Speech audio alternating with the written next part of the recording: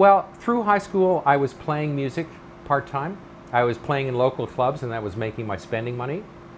And I have to admit, probably in the latter part of high school, in grade 13, you know, some older people in the audience will remember that Ontario had grade 13. I was skipping school and attending first-year McMaster courses. I was more interested in what they were doing, or I thought I was more interested in what they were doing in university. I thought, oh, all these books I'm reading, they're going to get into the meat of them. This will be fun. And they weren't. So I ended up spending half my time at the library going through books about folk singers, especially David Garr's, the photographer David Garr, who is really well known. Some of the iconic photographs from the 60s and early 70s and were all taken by him.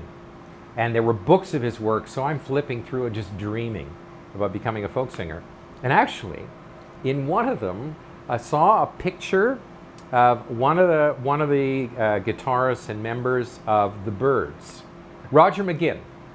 He was in there, and under the caption, and by the way, the Byrds record, or one of the Byrds records, was the first album I ever bought in my life with my own money, right?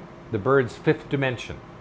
And sidebar to that, that record had 2 traditional ballads on it. I had no idea what trad or public domain meant at the end of a song, if I even paid attention. But I remember hearing these 2 songs and being completely knocked out. I'd never heard melodies or stories in songs like that, ever. And even though I had bought it for their version of Mr. Tambourine Man, these songs became my favorites. And I learned that they were child ballads. They were original ballads, and they did their versions. One was a Broken Token song, you know, of lovers splitting up and getting back together. The stories were riveting and dramatic and fantastic melodies. I got hooked on traditional music, starting at that moment from the Byrds. But also, and one day I really would love to tell Roger McGuinn about this, there was a caption, you know, this is going to be your whole film, right? This one question, right? A caption under Roger McGuinn's photograph of, he studied at the Old Town School of Folk Music in Chicago. So I thought, that's where I want to go. I went to my guidance counselor at high school, and I said, this is where I want to go. So she's looking in her big, thick listing of post-secondary education. She couldn't find Old Town School of Folk Music anywhere, right? So I wrote a letter to the Old Town School of Folk Music, Chicago, USA. I found out years later, it's a whole other story, it got there. And they wrote back, and then they explained to me that they were just like a folklore center. They taught lessons and things. You know, they're still a going entity, and they've built a gorgeous new building in Chicago. But I didn't know, you know, I thought it was a post-secondary education. It sounded like my kind of school, right? And so I was bored and also playing music. And obviously there was something inside me that was driving me to be some creative pursuit. And then where the naivete comes in is that as a teenager, as a 17-year-old, you know, I thought, you know, I'm not going to starve. I'll figure it out. And it's just as plain as that. And then you just take a leap. Now, it freaked my parents out, of course, right?